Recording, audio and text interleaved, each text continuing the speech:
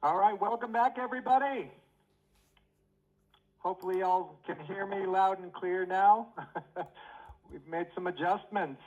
Thanks for your patience in getting back to this point. New tower, new headset. Give me the thumbs up that it's loud and clear today. Yes, thank you, thank you. I've had such a great time working with so many of you one-on-one, and there's still several others that I haven't gotten to work with yet, but I'm excited to have that opportunity here in the near future. We have covered a lot of ground. We've covered the formula. Oh, Tina, yeah, it was great chatting yesterday. Yeah, thank you. Look forward to it again in the future. We've covered a lot of ground. We've got a formula for anyone to accomplish anything faster and easier. And I've got to remember for the translators, slow down. So any of you that I can see on my screen, if it tends to go too fast, give me one of these. Because I just get into the groove and I go with the inspiration and the energy of the moment, but slow it down. So yeah, the formula to accomplish anything faster and easier, huge. How to clear your limiting beliefs, both at a temporary level and at a permanent level. Meditation, we've talked about meditation. Today we're going to be diving into the contrast between being pushy and being persistent. And for those of you that are here live, you're going to get a little handout at the end that it's just kind of a thanks for being here. I know I haven't provided that yet with the previous conversations, but I think having a little takeaway, it can be beneficial. Otherwise, we're going to interact here with our Q&A. I appreciate your questions, and I'm not going to get to all of the questions that are submitted, but if you do have questions and comments, put them in the chat, and fingers crossed, I'll catch it, we'll address it. As a personal development coach, so much more utility tends to come from our one-on-one interactions. And so here in this group setting, we can get some of that interaction from the chat. Yeah, some questions. A lot of times your question is something that a lot of other people would be asking. So could we create a separate chat section for the questions? That way they don't get lost. It's a possibility. It's a possibility until we have other alternatives in place. Let's just utilize the chat the way we have it. And again, there'll be a handout today that Chili will be sending out to, I guess, capture what it is we're going to talk about. This contrast between pushy and persistent. Have any of you ever, oh, thank you, sounds great, good. Have any of you ever experienced a salesperson who was pushy? If you have, raise your hand. You know this feeling. That pushy salesperson is essentially saying, what's in it for me, right? They're not concerned so much about, whether you can afford it or not. They're not concerned so much with whether it's really going to benefit you or not. It's all about them. Yeah? So pushy equals pressure. Yeah? And pressure equals annoyed. I'm annoyed with the pressure, right? I don't want to work with this person. I remember being at a furniture store once, and there was a really desperate sales rep that came up to me, and he was anxious. And he was trying to sell me, and I just didn't like it. I avoided this person. No, I'm fine. I'll find what I'm looking for on my own. Thank you. And another sales rep casually walked up and started just chatting with me. Started building some rapport. No desperation, no pressure. And before you know it, I'm working with that sales rep on selecting products that I wanted to buy. We just eased our way into it. And this other sales rep saw that, and you could see he was upset, but I'm sorry, right? I mean, how do we approach people? Are we being pushy? Are we being annoying? And the variable here is when we get dependent upon the outcome. Yeah? If I get dependent upon the outcome, we'll call this dependency. Car salesman. Yeah, right, Cheryl? Dependency. Turn up the volume on dependency, and you have desperation. Yeah? Turn up the volume. Same thing, different volume. So, dependency dependent on the outcome. Yes, Carolina. So turn down the volume on desperation, and you think you're not desperate anymore. But then does it show up in your presentations? Are you really dependent? How do you know if you're dependent on the outcome? If you're having an emotional reaction to the experience. Yeah? Are you getting frustrated? Are you getting disappointed? Are you getting angry? Are you getting overwhelmed? This emotional reaction. So persistence, on the other hand, right? We've talked a lot about cultivating more presence from the inside out, clearing the limiting beliefs. Persistence is going to have professionalism. Yeah? There's going to be a professionalism in my presentation. And that professionalism, that's going to be reflected in my emotional tone, right?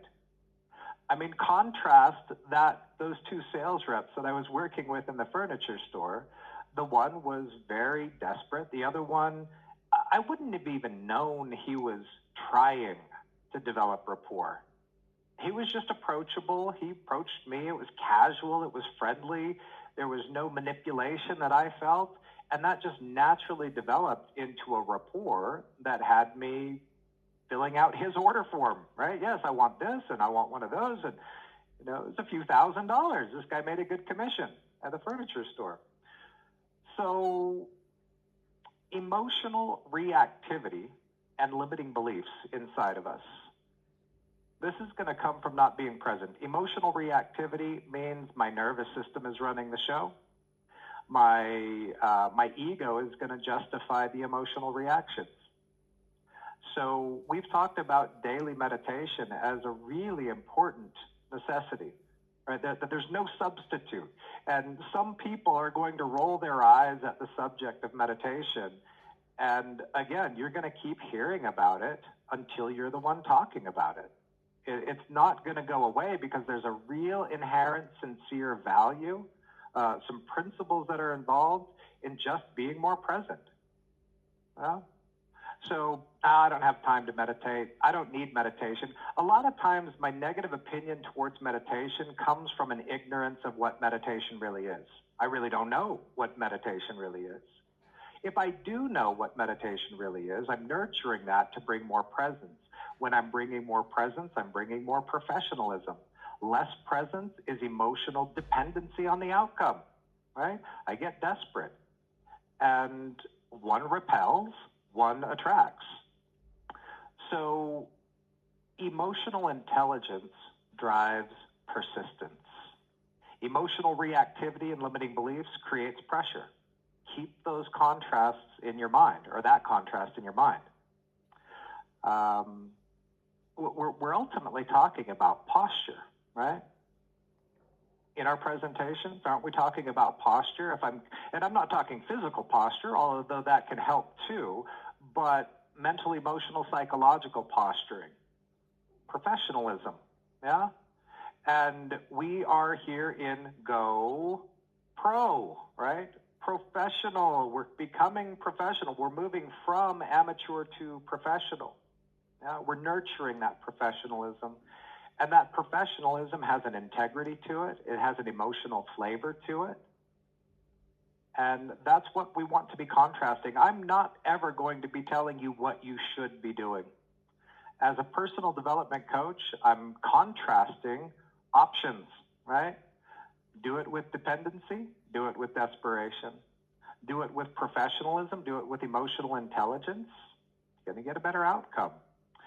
So here's something that you don't really need to write down because all of you that are here are going to get the handout, but you can write it down if you want. When my focus is on what I need or what I gain, pressure appears. If my focus is on what I need or what I'm going to gain, pressure appears in the conversation. When my focus is on what they need or what they're going to gain, trust becomes established. It starts beginning to be developed. I'm sure many of you have heard that quote that says, people don't care how much you know until they know how much you care.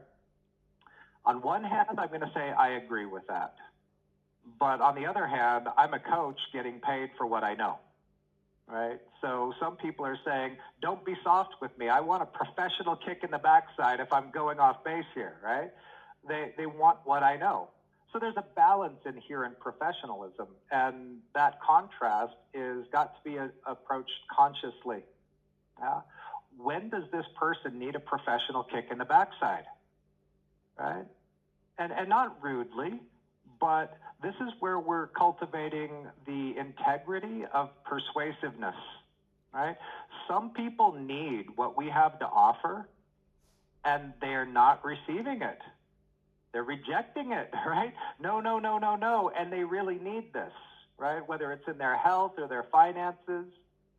You know, what if you go another year and you stay in the same place that you're at now? Is that satisfactory for you, right? When you're coming along saying, I have the solution, I really do. So when you're passionate about your product or your service, when you know to the core of your being that there's a value that this is going to have for the other person, then again, this is about service, not about sales. And it's perfectly okay for me to say, wake up, you need this, right? I mean, no, don't tell me your arguments. I'm sick and tired of your arguments. Enough is enough. It's time to get receptive. I have some help for you. I can be a little bit persuasive here, yeah? But based on my thoughts and understanding that this is going to be a benefit for the other person, yeah? But if it's too much about me, and I'm pushing on overcoming people's objections, and I'm pushing on closing strategies, and it's really about me, even if my product or service is great for you, they don't feel that, yeah? How many people do we speak with our model, with our business, that say, oh my gosh, that sounds really cool. That sounds great. Let me get back to you. If it sounds really cool, really great, what are we waiting for? Right? Why would somebody say, let me get back to you if it sounds really good? I'll tell you why. Because they feel a mismatch between what you're saying and how you're coming across. There's a feeling there. Yeah? Anybody that's ever been in sales that has a big fat commission on the line, as we get close to signing the contract, as we get close to the yes, the amateur starts to get nervous. Oh my gosh, here it comes. I'm going to make a lot of money on this. And then anything that goes wrong in the conversation, it starts to turn into nervousness now. What am I going to do now? Yeah. And the same thing happens as I get further and further into my presentation and I see that they're not tracking with me, right? That all of a sudden they've got these objections or these arguments, and now I'm starting to get nervous and worried. What's the difference here? Fundamentally, amateur versus professional. Yeah? I'm good regardless, right? I'm happy. I want to be an ambassador of what you could expect, right? In my presence, in my countenance. Right? That's what people are going to be buying, is how you are. Because if you're telling me this is really great, I should expect to see it in some way, shape, or form in you. And you don't have to be perfect. You don't have to be the top of the ladder. But if you want to be more convincing and more persuasive for this individual, it would be a good idea that you reflect what they might expect to gain, right? That you're being, in a certain way, happy, right? You're comfortable. You have some confidence. So remember that. When my focus is on what I need or what I gain, pressure builds. When my focus is on what they need or what they're going to gain, trust builds. And we know this is a game of business of relationships. And what's a relationship that doesn't have trust? I don't know. An acquaintance, maybe, somebody I kind of know, but how do we nurture that? So I put together in this handout some affirmations that you can call affirmations or just something to repeat, right, in yourself. That is, number one, desperation repels and calm professionalism attracts. I'm not present if I'm desperate. Animal instincts are running the show. Egoic tendencies are running the show. If I am present, there's a calm professionalism. How am I being? Yeah? When I need the result, I get pushy. When I believe in the process, I'm going to persist. Yeah? I need this to happen. I've got to hit rank, right? I just need one more and I can rank up.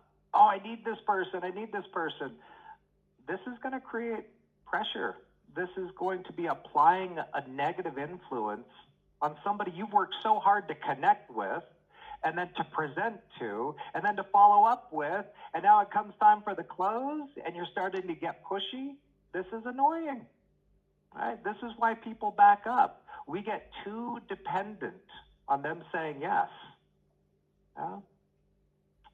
But if I believe in what I've got, I'm going to persist. I'm going to keep coming back. Well, you still need this.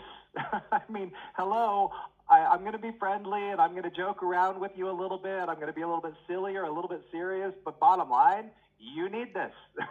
So how do we get you past your own self-sabotage? Yeah? I've shared with many people, I think we said this last week also, that it's a wise concept to think in your mind, I need to become, for my downline, everything that I wish I would have had in my upline, as well as everything that I respect about my upline. Now, the things that I love and respect about my upline and the things that I wish my upline would have had, I need to become that for my downline.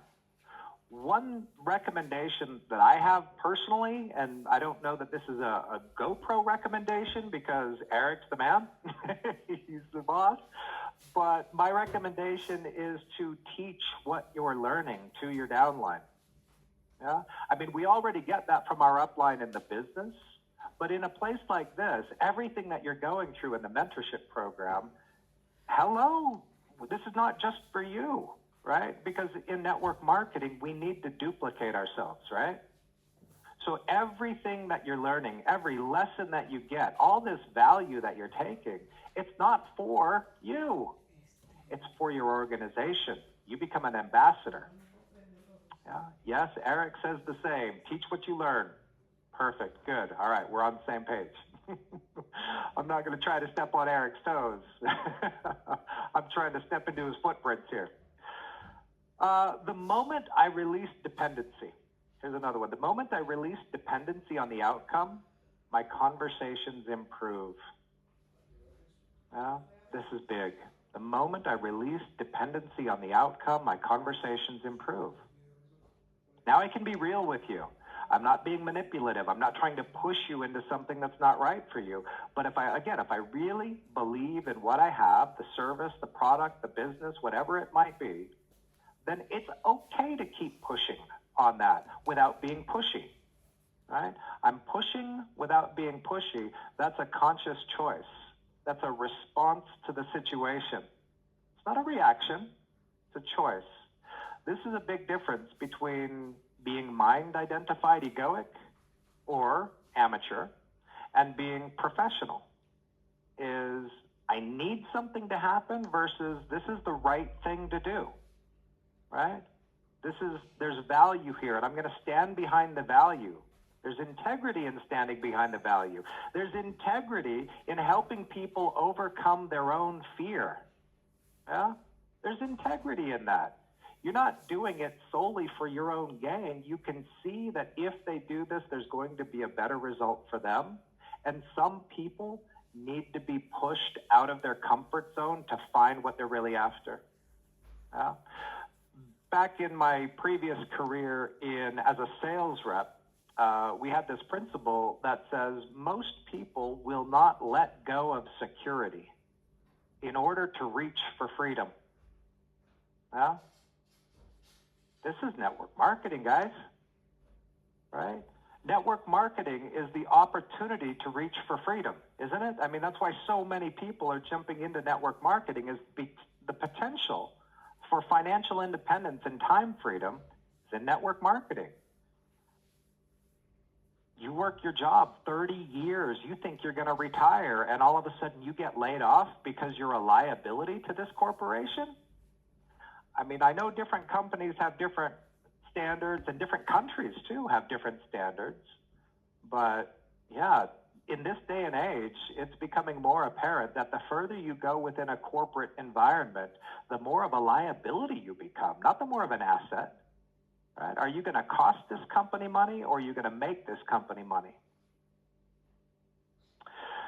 So my business grows when my inner posture grows. My business grows when my inner posture grows. What's my inner posture? My degree of presence. Yeah? How present am I? How much of the work that we've talked about in the previous sessions have I already done? Am I clearing my limiting beliefs? Am I lifting up my anchors, right? Or am I ignoring my anchors and just trying to raise the sail? How much of the work have I done? Am I practicing some kind of meditation to bring more presence to my conversations, to bring a higher quality of influence to the people that I'm speaking with? Remember this, we do not have control over other people. We have control over ourselves. We have influence over other people. The primary factor in how influential we are with other people is how much control we take over ourselves. So how are we taking control over ourselves? We're releasing the things that are imbalances in our way. Clearing limiting beliefs, cultivating presence, nurturing meditation. And now we're acting with more authenticity, more presence, more genuine sincerity, being service-minded. If that becomes real in your conversations, you let go of that desperation dependency, which is repelling people, and you start nurturing this appreciation. People will appreciate you for helping them, right? Even if it's out of their comfort zone, they'll appreciate it. You know what? You're right. I did need this. I'm so grateful. And many of you probably have people in your downline that have already said that to you. Thank you for pushing me out of my comfort zone. This is so great. This is what I've needed. But there's still hard work, right? We still got to do some hard work. So sharing what you're learning in these organizations, presenting that is for empowerment for your downline. Become for your downline what you wish you would have had in your upline. I'm going to share one more. Pressure pushes people away, presence draws people in. You know, just a simple, punchy headline, right? One-liner. Pressure pushes people away, presence draws them in. Let's open it up in the chat for some questions. You too, Gil. Eric is awesome. So is Chili. Yes, Chili is great. And Alexi, I've had great interactions with everybody here. Wow, that is so good. Yes, thank you. I love working on myself and have my direction to my goals, not someone else's. Yes, you're working for your own goals, not someone else's.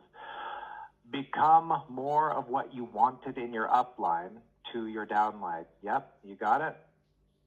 So presence is like confidence. that I have great value to offer and stand on the product perfection. Stand on the product perfection. There's an inherent confidence. Yeah. This is what I'm hearing from so many people in the one-on-ones. I need more confidence. Yeah. Well, what's confidence going to come from? Practice, practice, practice, practice, superior product knowledge, really knowing you're providing value. Yeah. Really knowing you're providing value. Is it possible to copy the captions? I tried, no success. I cannot take notes as fast as you speak.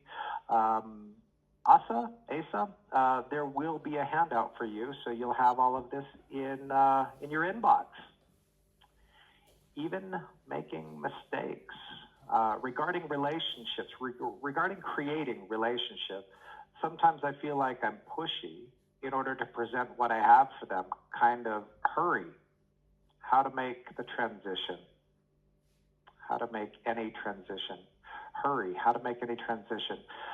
Not 100% sure, but yeah, it's okay to be pushy professionally. Again, if that pushiness is rooted in some kind of an urgency, that's legitimate, a legitimate urgency. How many people, we know something about a buying temperature, right? You got to get them while they're hot, right? Because if they go till tomorrow, then they're going to talk themselves out of it, right? You got to get them while they're hot. So how do we do that? How do we raise that buying temperature? Fundamentally, what we're talking about here today is we need to be authentically representing the value, promoting the value, right? Don't make it about you at all. You can be as pushy as you want to be if it's for their gain, right? But make sure you have some humility in this, right? The humility is, yes, I can see this is going to benefit you, but what if they can't? What if they can't see it's going to be a benefit for them? So where's that line? You are much more clear about that line if you're practicing presence, if you're doing your daily meditation. The other things that we've talked about prior to now were empowering a greater state, a greater capacity to be more influential. Now, I'm not yet pro. If I'm not yet pro and discover that I have been pushy, how can I turn the conversation not pushy? Great question. Yeah, is first, you can't do anything about it if you're not aware of it. Yeah. So as soon as you become aware of it, you're already halfway there, because that's what's asking you, or having you ask the question, how do I be less pushy? Wonderful. That answer is not going to arise until you're ready to ask, right? If the answer arises before you're ready to ask, you don't see it. It just goes right past. Now that you're ready to ask, what are we talking about here? How can I be less pushy? Emotional self-regulation, right? Emotional intelligence is what's going to drive that persistence from a professional standpoint. Nurturing that inside of yourself, learning how to let go of the dependency on the outcome by realizing dependency on the outcome is pushing people away. If you realize that, you start to breathe again. When you get close to signing the contract or getting them onboarded, right? You start to breathe through this. This becomes natural. At the end of the month, we're going to be talking about the value of a no, and I believe in a different way than many of you have heard before. I believe, because I'd never heard it before I made it up. So I'm going to share it with you at the end of the month. When we get into that, we'll be looking at, again, a big interpretation factor. Is this bad? A no. Is this good? So looking at some of that contrast, how I perceive the obstacle, whatever that obstacle is, whether it's from my prospects out there or if it's from my own stinking thinking. What's the value of this? This is how we talked about clearing a limiting belief, remember? What's this thing teaching me that obviously I need? If I say, what's the problem here? I reject and resist. What's the opportunity? I receive it. Use the screen snapshot to capture the captions. There you go. Thank you, Keisha. Detach from outcome, but still care about my customer getting results. Seems at odds with each other. Yeah, you're not letting go of the result. You're letting go of the dependency on the result. Great point, Carolina. Thank you for bringing that up. You're not letting go of the result. You're not detaching from the target, the goal. You're detaching from the dependency on the goal. That's the desperation. Yeah. When you're attached to their outcome, that's different from your gain. Bingo! You guys are awesome. Form method is great, says Briseda. Yes, I'm not familiar with form off the top of my head, but I bet all of you are. Looking forward to the handout, Gil. Always appreciate you. Thank you, Gwyneth. Thoughts on Jeremy Miner, sales trainer.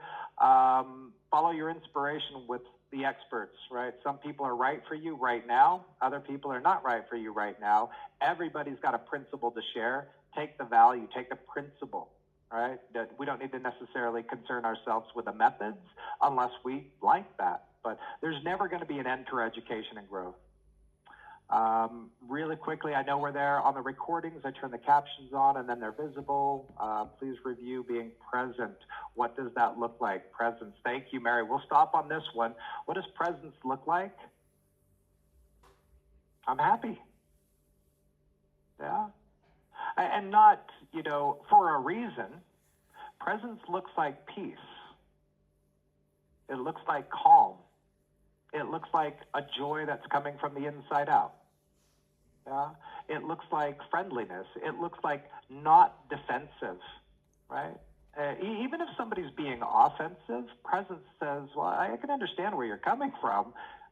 We might have gone a little too far with the aggressiveness here, but let's talk to it. I want to understand where you're coming from, right? I'm not reactive. I'm responsive in presence. Presence looks like peace, joy, love, fulfillment, freedom, empowerment, wholeness, from the inside out. Patience, calm, considerate. These are all characteristics of presence.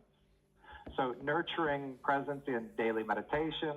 There's some techniques we'll talk about in the future about also how to nurture presence.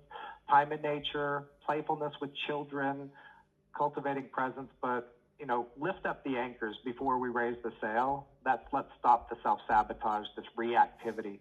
We move from resistance into acceptance. It is what it is. From acceptance into gratitude, and from gratitude, we're living in a state of love, right? That's going to be the greatest influence you can have, to be helping people, to serve people.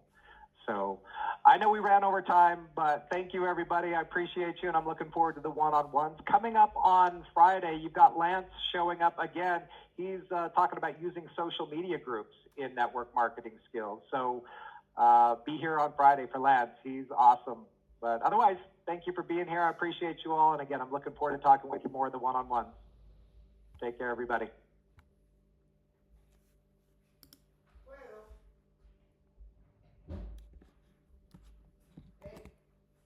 Sí, sí.